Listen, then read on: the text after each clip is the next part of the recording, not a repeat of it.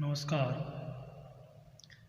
आज हम बीएड प्रथम वर्ष third paper learning and teaching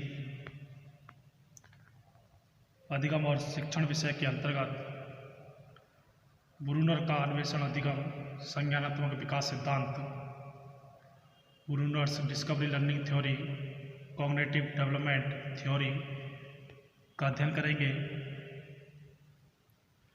Brunner 1956 में पियाजे के संज्ञानात्मक विकास सिद्धांत को एक नया रूप दिया जो अपेक्षाकृत अधिक उपयोगी है। ब्रूनर ने मुख्य रूप से दो बातों पर ध्यान दिया है। एक यह है कि शिशु अपनी अनुभूतियों को मानसिक रूप से किस प्रकार अभिव्यक्त करते हैं, और दूसरी यह है कि शैशवावस्था और बाल्यावस्था में बालक मानसिक चिंतन कैसे करते हैं। ब्रूनर के अनुसार शिशु अपनी अनुभूतियों को मानसिक रूप से 3 तरीकों से अभिव्यक्त करते हैं। सक्रियता विधि इनएक्टिव मोड, यह वह विधि है जिसमें शिशु अपनी अनुभूतियों को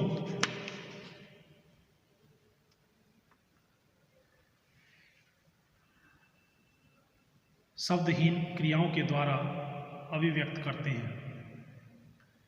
जैसे भूख की अनुभूति को रोककर अभिव्यक्त करना, हाथ पैर हिलाना, वस्तु को पकड़ना आदि।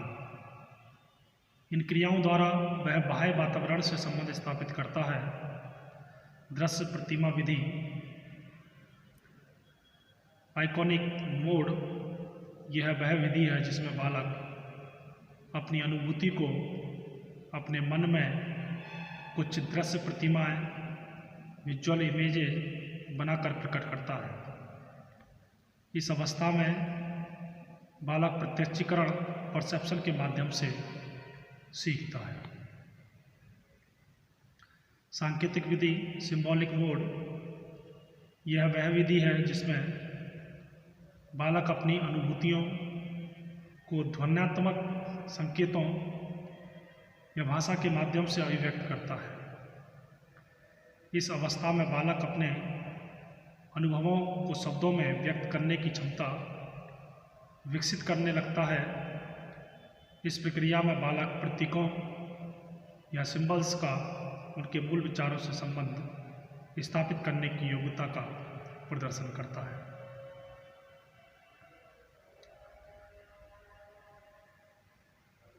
ब्रूनर द्वारा बताई गई तीनों विधियों में क्रमशः व्यवहारवाद, गेस्टाल्टवाद और संज्ञानावाद की झलक मिलती है।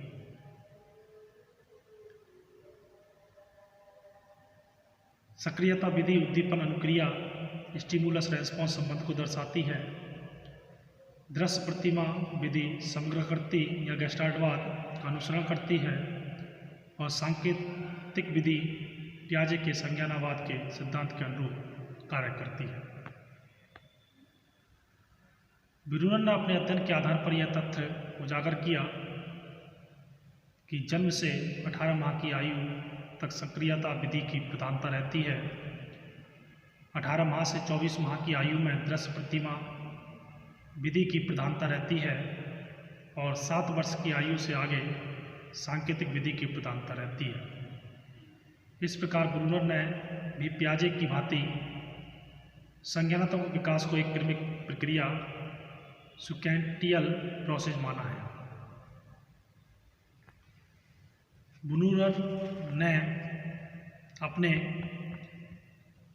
समय के बच्चों के कक्षा शिक्षण, क्लास टीचिंग और सीखने की प्रक्रिया लर्निंग प्रोसेस का बड़ी बारीकी से अध्ययन किया, जिसमें निम्न तत्व उजागर हुए।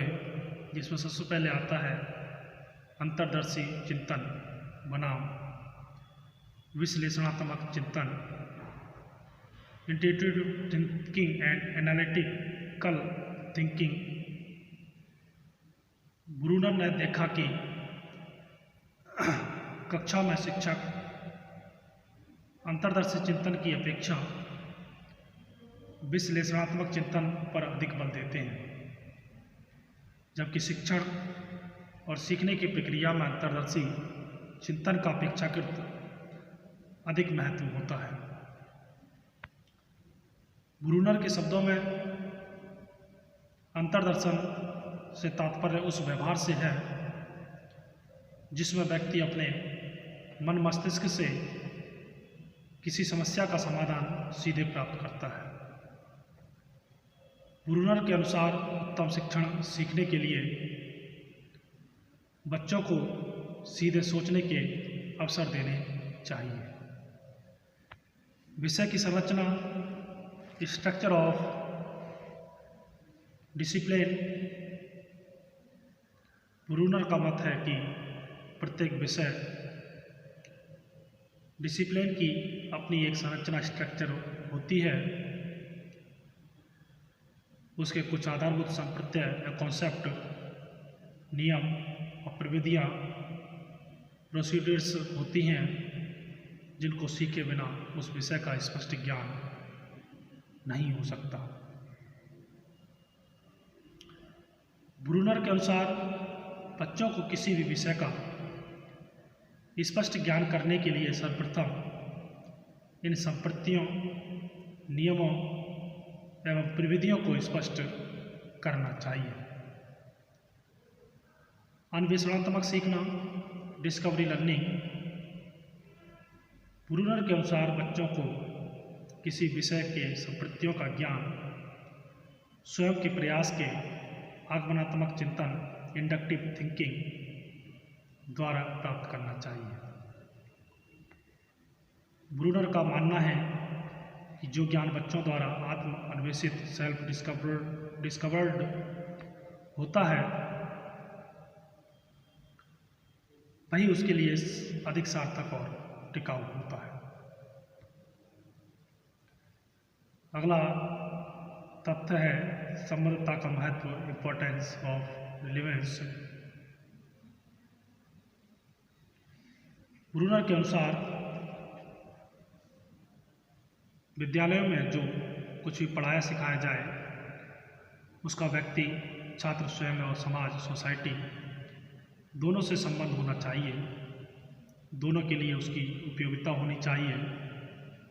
इस प्रकार ब्रूनर ने दो प्रकार की संबद्धताओं पर ध्यान आकर्षित किया है। एक व्यक्तिगत संबद्धता, पर्सनल रिलेवेंस, और दूसरी सामाजिक संबद्धता, सोशल रिलेवेंस। उनके अनुसार शिक्षा का उद्देश्य व्यक्तिगत और सामाजिक लक्ष्यों एवं उद्देश्यों के अनुरूप होना चाहिए। तत्परता या रेडीनेस।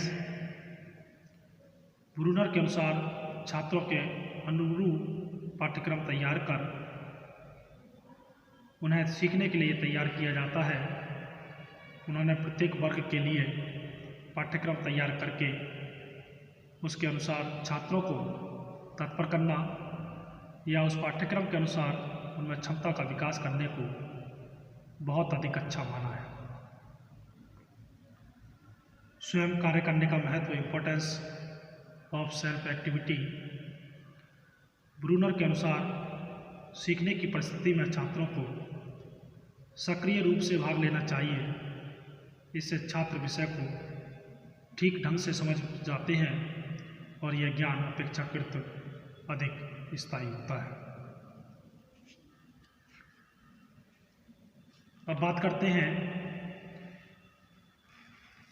कि ब्रूनर के सिद्धांत की विशेषताएं, characteristics of Bruner's theory. Bruner का सिद्धांत बालकों के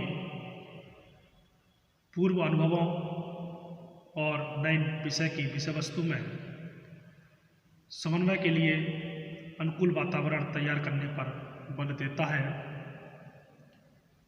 इस सिद्धांत के अनुसार विषय वस्तु की संरचना इस प्रकार होती है जिससे छात्र सुगमता और सरलता से सीखता है। इस सिद्धांत के अनुसार छात्रों को सिखाई जाने वाली विषय वस्तु ऐसे अनुक्रम और तारतम्यता से प्रस्तुत की जाती है जिससे छात्र तार्किक ढंग से और अपने कठिनाई स्तर के अनुसार सीखते हैं। यह सिद्धांत सीखने पर पुनर्वलन, दंड आदि पर बल देता है। ब्रूनर के सिद्धांत के अनुसार शिक्षा बालक में व्यक्तिगत और सामाजिक दोनों प्रकार के गुणों का विकास करती है। ब्रूनर द्वारा बताए गए संज्ञानात्मक विकास की विभिन्न अवस्थाओं के अनुरूप शिक्षक अपने कार्य के नियोजन, प्लानिंग, क्रियान्वयन और मूल्यांकन इवोल्यूशन प्रक्रिया में संशोधन कर बालकों के बौद्धिक विकास में सहायक सिद्ध हो सकते हैं। ब्रूनर ने वर्तमान अनुभवों को पूर्व ज्ञान और अनुभवों से जोड़कर नवीन संप्रत्यय के निर्माण पर ध्यान आकर्षित किया है। शिक्षण अधिगम प्रक्रिया में इसका उपयोग कर छात्रों के ज्ञान को समृद्ध एवं स्थायी किया जा सकता है। ब्रूनर के संप्रत्यय को समझाने पर अधिक बल दिया है, अतः शिक्षक को विषय संबंधी संप्रत्ययों को ठीक प्रकार से समझना चाहिए। इन संप्रत्ययों के ज्ञान से छात्र पर्यावरण को समझकर उनका उपयोग कर सकता है। ब्रूनर ने अन्वेषण विधि के प्रयोग पर बल दिया है। इस विधि के प्रयोग से छात्रों में समस्या समाधान की क्षमता में विकास किया जा सकता है। तो ये था ब्रूनर का अन्वेषण अधिगम संज्ञानात्मक विकास सिद्धांत, ब्रूनर्स डिस्कवरी लर्निंग थ्योरी। धन्यवाद।